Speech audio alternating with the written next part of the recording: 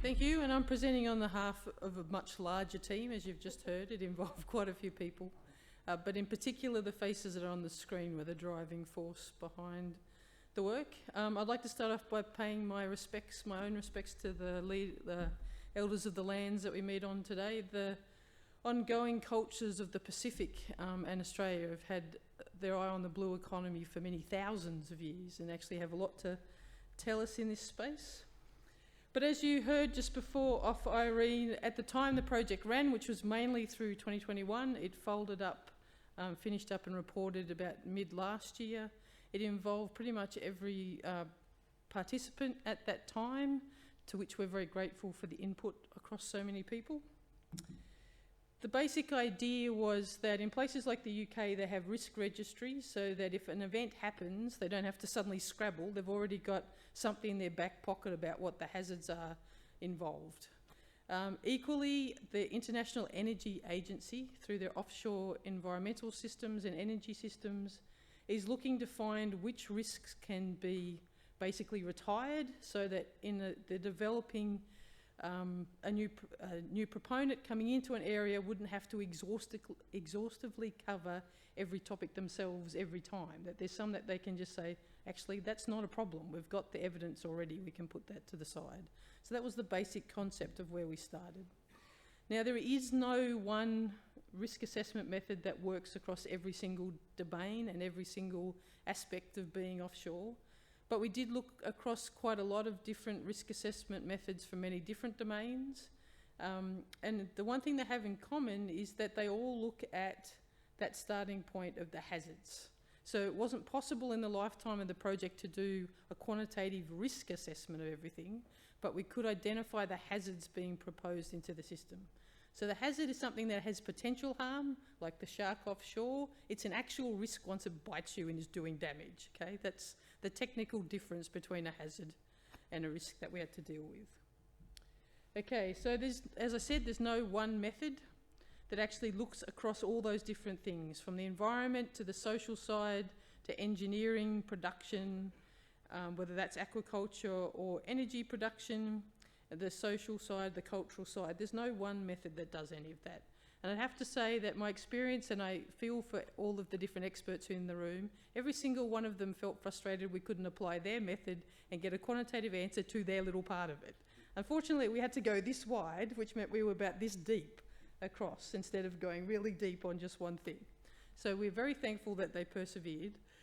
The one thing that we did find looking around the world and going through the process ourselves is that calling on experts to give a qualitative assessment is the starting point of lots of different methods. So it is actually still best practice. It is the first time in the world anyone has pulled to so many sectors together. And it had to go beyond just the likelihood of an event and the consequence of an event. It had to start to think a bit beyond that. So it pulled in the difficulty of detecting that there's actually an effect happening, but also the difficulty of responding. So if you didn't know something was happening, that was going to be bad. And if you couldn't do anything about it once you realised it was there, that was equally bad. So the concept was to start with a literature review to find what hazards had been identified elsewhere in the world, to create conceptual models of the way the Australian systems work or could work into the future, to see if there's any particular Australian context that there's a gap overseas. There is so many different things about the way the Australian system works versus the Northern Hemisphere. That was a really critical step. Once we had that list, which ended up with over 170 hazards, we had to compile them back up by finding effectively topic areas that we could scrunch together, because the experts just started to glaze over and die every time I mentioned that they might have to rank 170. So we got it down to 54, which they were happy to rank. So the first option was just out of your gut feeling, how do you rank them? So just off the top of your head. And then we went back through a Delphic process of coming back and having reflection and a much more structured process to see whether that gut instinct actually reflected once they had a bigger think about it. Once we had that information, we could get into multi-criteria decision ranking and then actually discuss the results and what they found. So the conceptual models came about just by mind mapping, effectively. So you say, okay, what's connected to what? So you can start with a driver like in high energy environment, or you can start with an operation and you see how that works. Then across all of those different conceptual models, and we had quite a few, I think it was something like 25 or 30 in the end, was to find any gaps that weren't highlighted in the literature. So was there any additional features that are particularly Australian, and were there things that kept coming up over and over again that we had to pay particular attention to because they were shared over different aspects of a development or operations. So pulling that together, you had the literature review, you had your conceptual models, and then you had all the different domain knowledges that had to then rate that. So you can see it's quite a long list. So to put structure into that, we created some little storylines about potential hypothetical developments around Australia. We had some little imagery, some little descriptions of what the activity would be. And then we have an online app where the individual person can drag and drop each of their domain relevant hazards over into whether they would rate them low, moderate, high or extreme in terms of likelihood, consequence, difficulty of identifying and difficulty of responding. The key part of this was we let each expert define what they meant by low, medium, high, extreme to allow for people's different perceptions about what's risk and what's not. So most cases, not too many people moved it very much, particularly for the low to moderate. They played often with the extreme. But there were some people that had a very different set of distributions to others, so that's useful information to have. From there, we combined it across all the different people and all the different domains to find how the different hazards rated. So all of this information is available for each domain for each hazard, but the top 10 ones were often found across multiple domains, with climate change and the severe weather conditions that go with that offshore being one of the commonly considered hazards. Cumulative effects, both of having multiple developments in the same location, but also that crowded space problem that we've heard a lot about today was another high-rated hazard.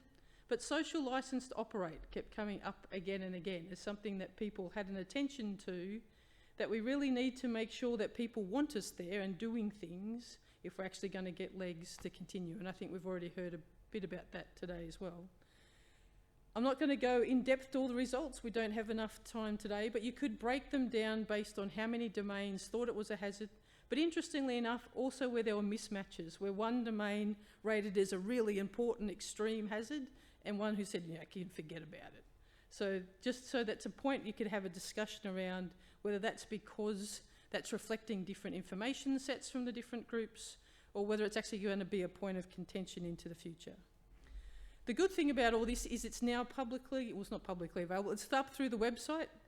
You can get to it through looking at the project website. There's a connection through to an online repository.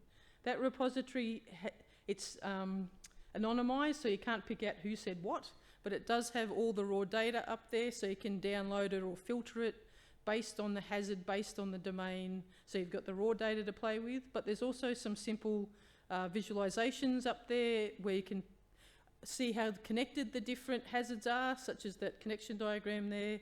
You can also look at filtering by a domain or filtering by a topic, how they were rated in terms of the hazard, how extreme that hazard was, but also whether there was consensus or not across the different domains.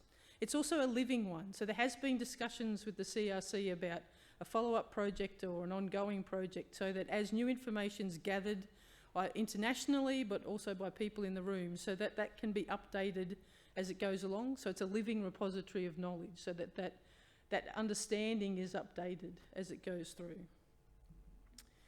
We didn't have capacity, particularly given it was running through COVID, to connect with elders around the country.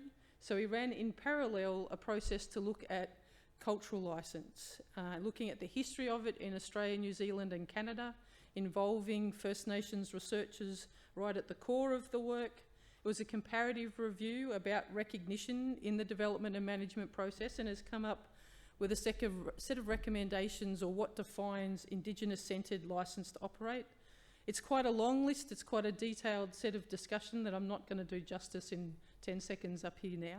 So I encourage people to really follow through and read that, but it's basically about giving true, genuine involvement in every phase, from research to operations to decision making, where there's also a guarantee of benefit. So it's not just that we want your information and we're pissing off again.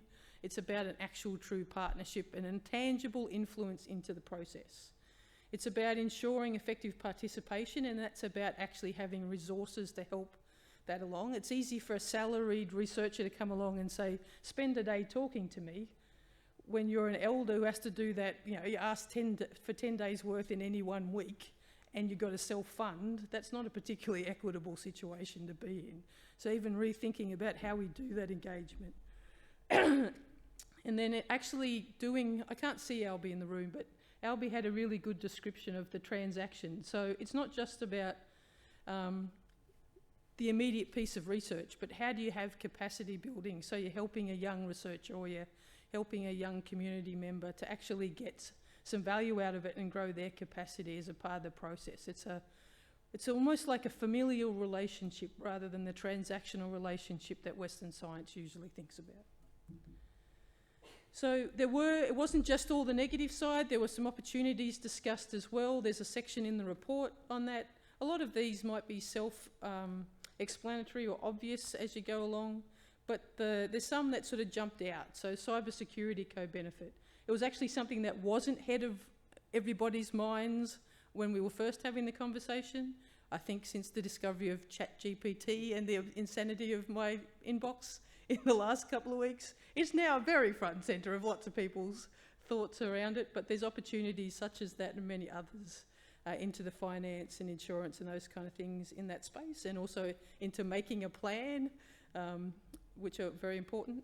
So it was a world-first multi-domain hazard assessment. Many of the publications are literally just about to come out, but the repositories there is a living resource because it is a credible and rigorous method that has supporting apps that have been developed there. Is potential it's going to be growing and living through time. We do have to be a little bit careful about the cognitive bias of the people that were in the room and how that can be updated by extending it to other groups, including the new partners that have come on board since. But I think it gives you a pretty good insight into what those opportunities and hazards are, and hopefully will be of benefit into actually doing the proposal process and getting stuff in the water.